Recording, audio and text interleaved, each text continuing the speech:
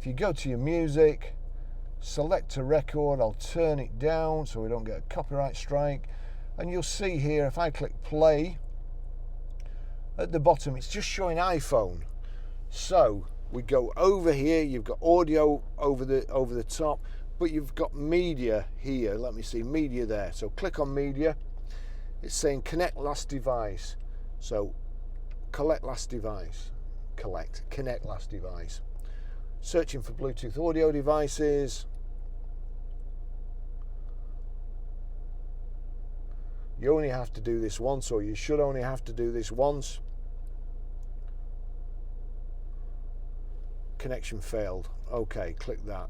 So we'll go down to Bluetooth audio, over to Bluetooth audio, click on that, Bluetooth audio device list, click on that, Barry's iPhone, select.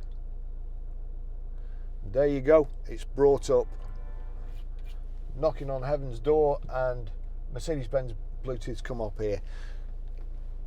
Sometimes it's different. I've just disconnected my phone from the system before I paired it again. So, but if all else fails, do it that way.